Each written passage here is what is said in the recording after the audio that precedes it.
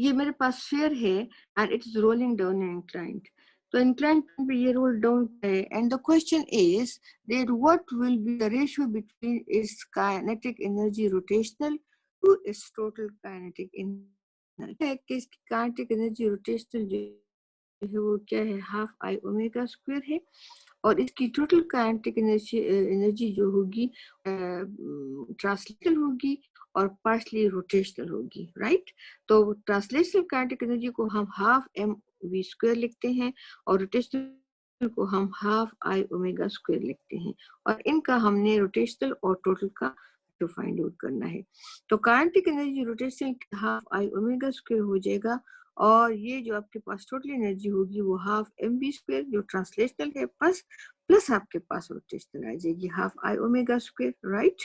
फिर आप v मेरे पास किसकी इक्वल है, ओमेगा आर की, तो मैंने फिर इसकी वैल्यू यहाँ पे सब्स्टिट्यूट की है, that this is equal to half I omega square divided by half M omega square R square, इसका स्क्वायर भी तो आ जाएगा plus half I omega square, ठीक है। अच्छा, अब यहाँ पे मेरे पास इसकी वैल्यू आ जाएगी, यहाँ पे स्क्वायर भी इसके ऊपर हाफ आई ओमेगा स्क्वायर ये वाला आ जाएगा, हाफ फिर ओमेगा स्क्वायर आर स्क्वायर ये हो जाएगा plus half I omega square, ठीक। अच्छा, अब हाफ मैंने कहा कि इसको अगर मैं कॉमन ले लूं तो ये कैंसिल हो जाएगा, हमारे लिए आसानी हो जाएगी, तो ऊपर आई ओमेगा स्क्वायर रह जाएगा और यहाँ पर आपके पास ये एम आर स्क्वायर रह जाएगा। लेकिन मेरे पास वैसे तो हम एम आर स्क्वायर को कहते हैं कि दिस मोमेंट ऑफ इनर्शिया, लेकिन वो हम जनरली सबके लिए कहते हैं कि we can calculate moment of inertia with this. तो स्फीयर के लिए मेरे पास जो मोमेंट ऑफ इनर्शिया है वो हाफ एम आर स्क्वायर है, राइट। सो अगर मैं यहाँ पे इसको 2 को इससे मल्टीप्लाई भी कर लूं और डिवाइड भी कर लूं, तो 2 मैंने एक बाहर निकाल दिया है, ये वाले 2 ये इसको बाहर निकाल दिया, और ये जो 2 है तो half m are square equal to I for sphere, body के लिए half m are square is equal to I, और फिर ओमेगा जो है वो अपनी जगह आ जाएगा, इधर स्क्वायर है आई ओमेगा स्क्वायर आ जाएगा, ठीक। So I omega square divided by 2 I omega plus I omega square, तो ये वाला है ऑलरेडी, तो इनको जब मैं ऐड करूंगी तो ये 3 आई ओमेगा स्क्वायर हो जाएगा और ये आपस में कैंसिल हो जाएंगे, तो इनका रेशियो होगा that will be equal to 1/3, ये आपके पास आ जाएगा। ओके, देन नेक्स्ट इज जो मेरे पास क्वेश्चन आ रहे हैं कॉन्सेप्चुअल क्वेश्चंस। कॉन्सेप्चुअल क्वेश्चन में हमारे पास है why is the flywheel of an engine made heavy in the rim. अच्छा, ये देखें फ्लाई व्हील को हम रिम पे क्यों करते हैं हेवी। आपके पास मोमेंट ऑफ इनर्शिया जो है वो डिपेंड करता है आपके मास डिस्ट्रीब्यूशन पर। तो अगर आपके पास एक फ्लाई व्हील है और उसको ज्यादा मास को अगर आप यहाँ पे रिम पे लगाएंगे, तो जाहिर है जितना ज्यादा आपने यहाँ पे मास लगा लिया है ज्यादा और फिर सेंटर में आपने कम लगाया है, तो आपके पास मास डिस्ट्रीब्यूशन ज्यादा हो जाएगी ऑन द साइड्स, और आपके पास सेंटर जो है वो हल्का हो जाएगा। तो क्या चीज पे फर्क पड़ेगा, इसके मोमेंट ऑफ इनर्शिया पे फर्क पड़ेगा। I is equal to M are square, अगर एम साइड्स पे ज्यादा है तो इसका डिस्टेंस से सेंटर से डिस्टेंस भी ज्यादा हो जाएगा, जिसकी वजह से इसका मोमेंट ऑफ इनर्शिया ज्यादा हो जाएगा।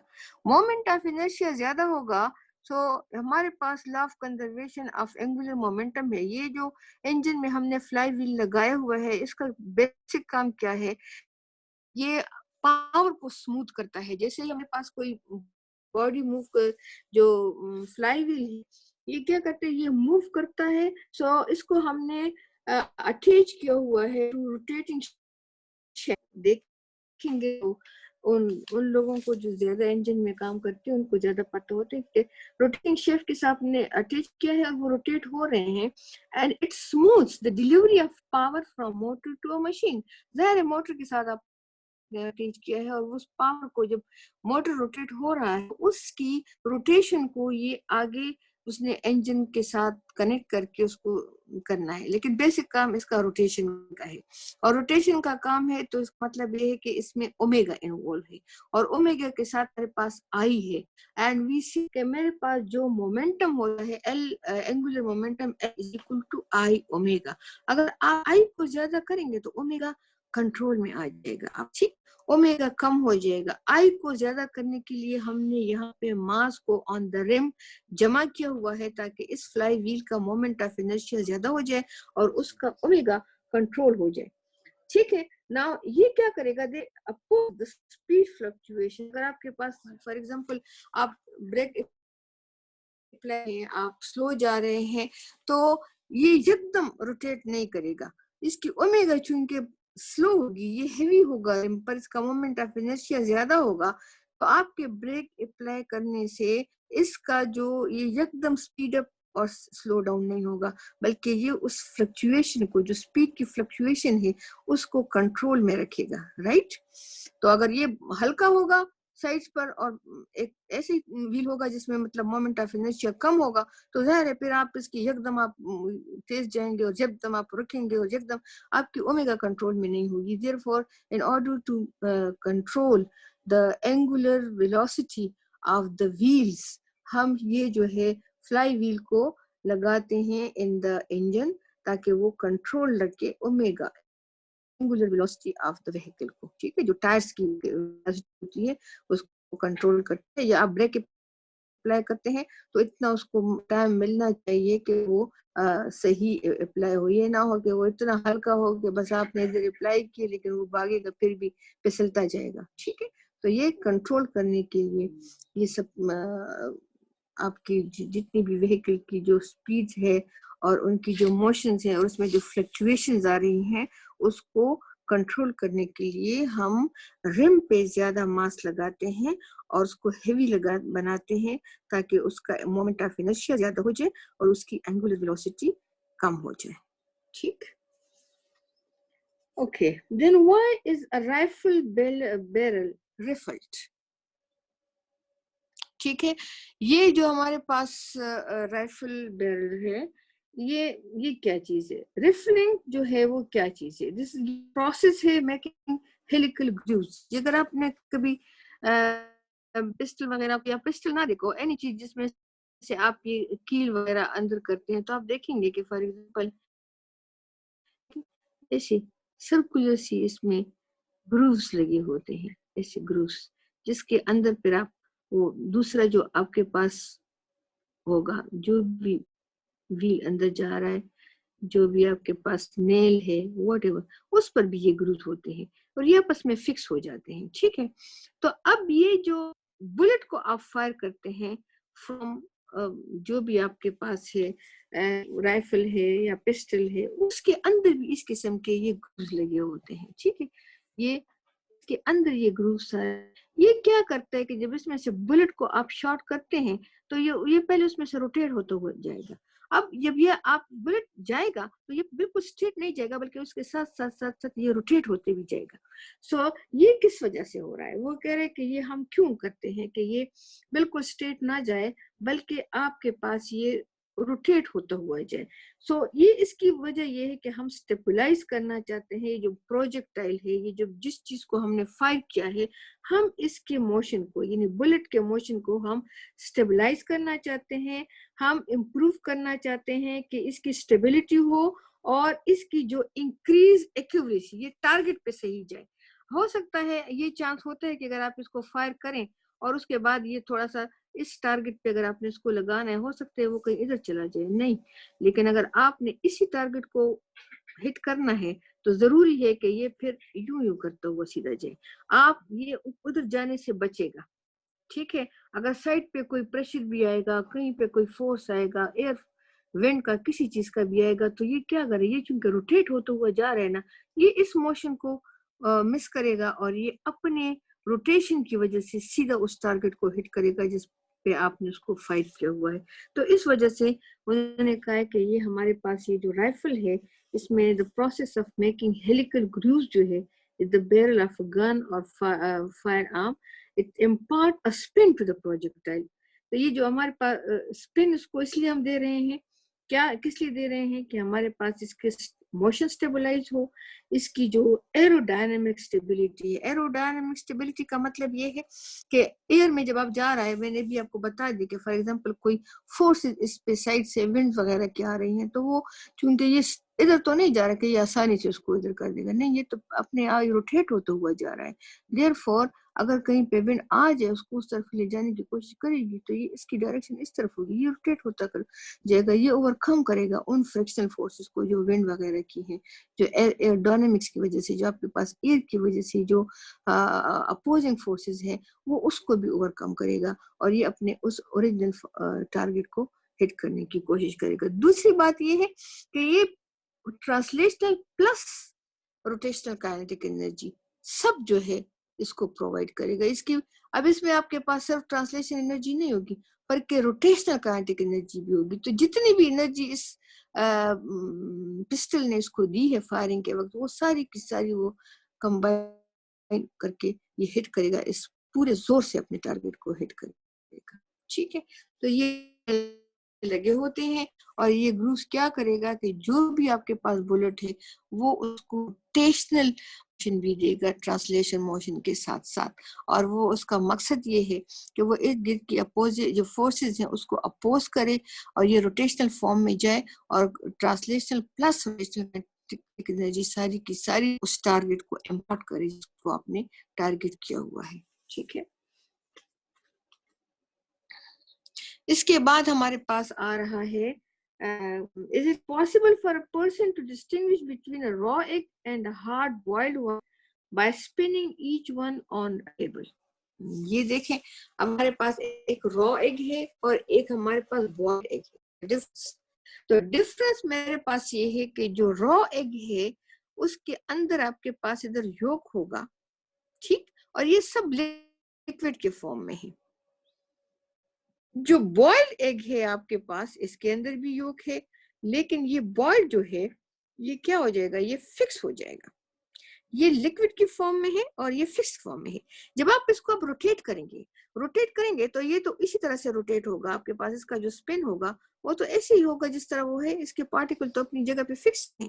लेकिन इधर पर आपके पास क्या हो जाएगा कि इसके मेजॉरिटी पार्टिकल जो है वो साइड पे चले जाएंगे, ये योग भी एक साइड पे, और आपके पास इसकी जो है ज्यादा हो जाएगा क्योंकि सेंटर से सारा मास जो है वो साइड्स पे चला गया है। तो इसका मोमेंट ऑफ इनर्शिया ज्यादा हो जाएगा और इसका मोमेंट ऑफ इनर्शिया जो है वो आपके पास, इसका ओमेगा आपके पास क्या होगा, ओमेगा, इसका मोमेंट ऑफ इनर्शिया ज्यादा है तो इसका ओमेगा लेस होगा, और इसका मोमेंट ऑफ इनर्शिया कम है तो इसका ओमेगा ज्यादा होगा। राइट, तो जब आप इसको रोटेट करेंगे टेबल पर तो ये आपके पास स्लोली मूव करेगा और ये आपके पास तेजी से मूव करेगा। तो आप कहेंगे कि ये बॉइल्ड एग है और ये रॉ एग है क्योंकि ये आसानी से रोटेट नहीं हो रहा।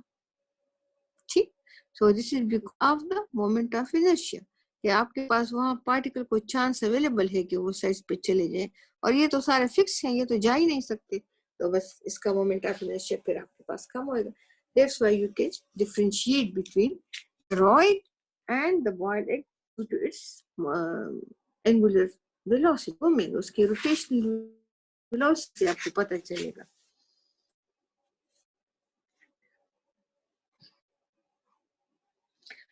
Why is the acceleration of a body moving, ये question 4 है, why is the acceleration of a body moving uniformly in a circle directed toward the center of the circle? अब ये वो कह रहा है कि मेरे पास कोई बॉडी है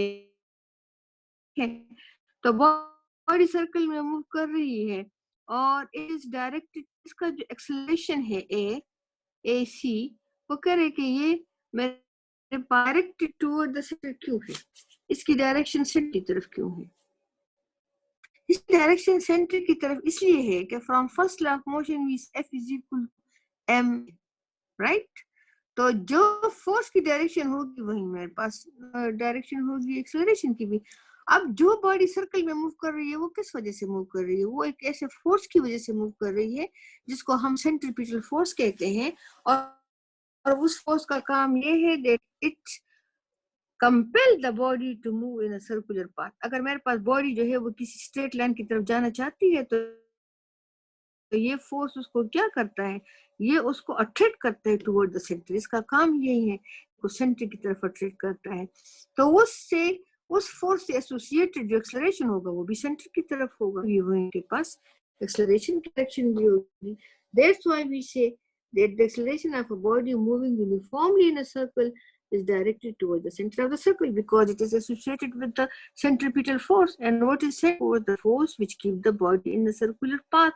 इसी फोर्स की वजह से तो ये सर्कल में मूव कर रहा है, वही तो इसको सेंटर की तरफ अट्रैक्ट कर रहा है। तो अगर वो फोर्स की वजह से ये मूव कर सेंटर की तरफ अट्रैक्ट कर रहा है तो जाहिर उसकी एक्सेलरेशन की डायरेक्शन भी वही होगी according to second law of motion जो उस फोर्स की है। फोर्स सेंटर की तरफ डायरेक्टेड है तो ए भी सेंटर की तरफ डायरेक्टेड होगा, right. Then a ball is just supported by a string without breaking. If it is set swinging, it breaks.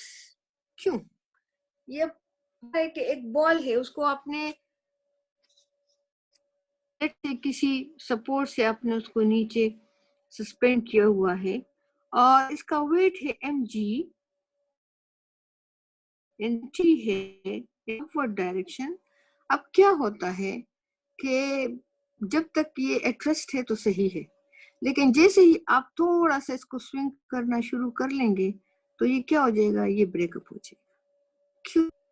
ऐसे क्या हो गया कि पहले तो ये अपनी जगह पे स्टेबल था और जैसे ही आपने इसको थोड़ा सा हिला दिया, बिकॉज जब आप इसको स्विंग करेंगे तो ये इसका सेंटर है ना, ये सेंटर क्या करेगा, ये इसको अट्रैक्ट करेगा टुवर्ड द सेंटर। जाहिर है सेंट्रीपिटल फोर्स अप्लाई होना शुरू हो जाएगा। सेंट्रीपिटल फोर्स की डायरेक्शन क्या है, it is toward the centre. Centripetal force is directed toward the centre जहां से ये अटैच है। और इस रिएक्शन फोर्स, अब आपके पास इस डाउनवर्ड डायरेक्शन में एक और फोर्स दिया जाएगा which is centrifugal force.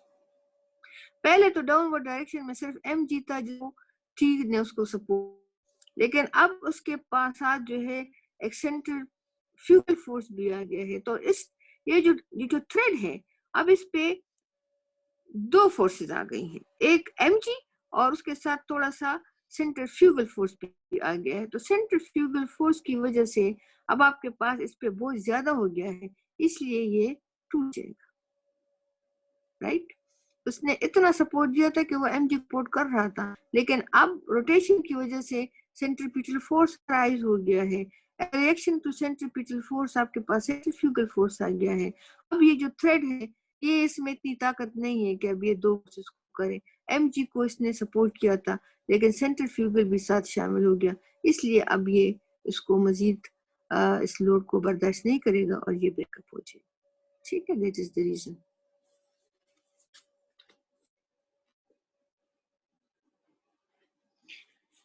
Okay, then is an एनसिक्ट।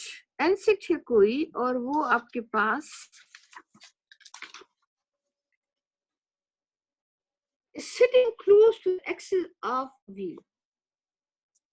If the friction between the insect and the wheel is very small, this motion of the insect is rotating. ठीक है, ये अब आपके पास let's say this is a wheel और ये इसके वो इसके साथ जो लगे होते हैं, आई डोंट नो उसको क्या कहते हैं, व्हाटएवर। अब एक इंसेक्ट जो है वो लेट्स से यहाँ पर आपके पास कहीं बैठा हुआ है, ये एक्सिस के करीब। जैसे ही आपके पास ये रोटेट करना शुरू करेगा, ये रोटेट करेगा तो क्या होगा, ये रोटेशन की वजह से आपके पास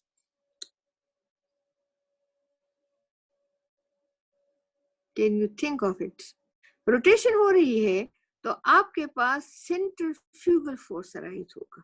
सेंट्रीफ्यूगल फोर्स क्या करेगा, वो हमारे पास ये जो भी बॉडी मूव कर रही है ना, तो जब बॉडी मूव कर उसको पुश करता है टुवर्ड द सेंटर, लेकिन there is a reaction force centrifugal force. Centrifugal force क्या करेगा, ये पुश करेगा इस एंसिड को Aahista Aahista toward the edges. इसको ये इधर ले आएगा, ठीक है। और अगर ये फिर भी इसका फ्रैक्शन बहुत कम हो, और लेकिन फिर भी अगर ये अपने आप को यहाँ से कर सके और इसका फ्रैक्शन कम हो, तो फिर ये क्या करेगा कि ये perpendicular tangent to the wheel, ये आपके पास यहाँ पे गिर जाएगा, बिल्कुल इसके पे जाएगा, right. So this is the direction of motion of insect.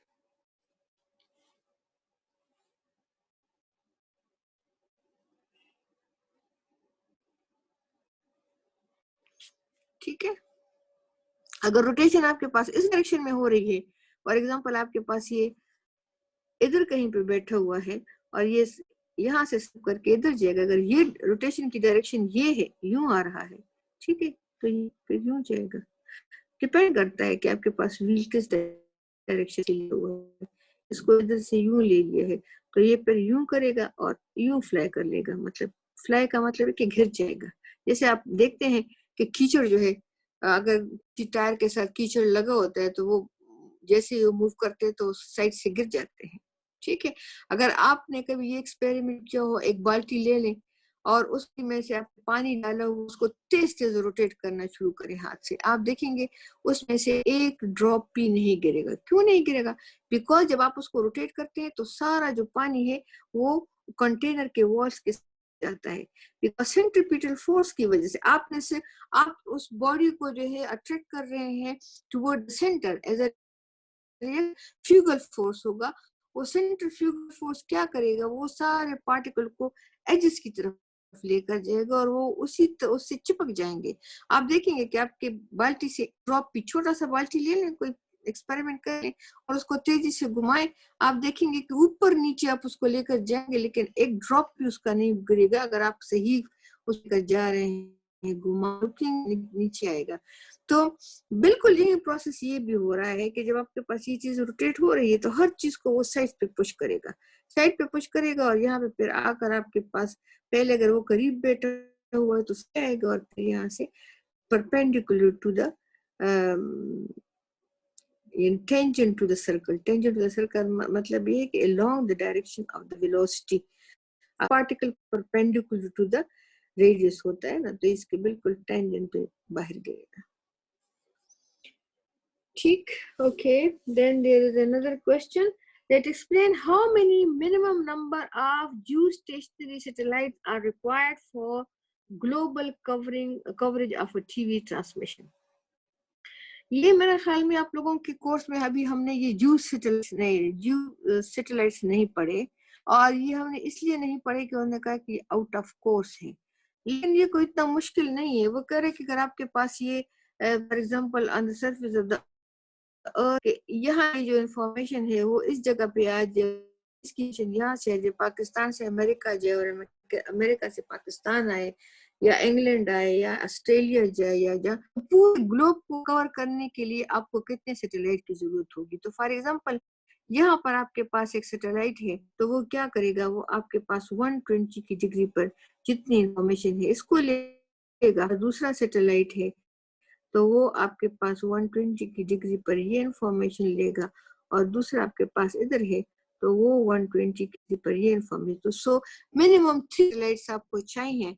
आपके पास 360 डिग्री होता है और उसको अगर आप 3 पे डिवाइड कर लें तो आपके पास ये 120 आता है। तो 120 की डिग्री पर अगर ये इंफॉर्मेशन को कलेक्ट कर सकता है तो मिनिमम 3 सैटेलाइट्स पूरी दुनिया की जितनी भी इंफॉर्मेशन है, जितनी भी आपके पास मीडिया चैनल्स हैं उसको कनेक्ट करने की, ये 3 जियो स्टेशनरी का ये इसलिए कहते हैं कि ये अट्रैक्ट होते हैं, आपको फील हो। इसकी रोटेशन जो है वो अर्थ की रोटेशन के साथ जो है सिंक्रोनाइज की गई है, दोनों एक जैसे रोटेट होते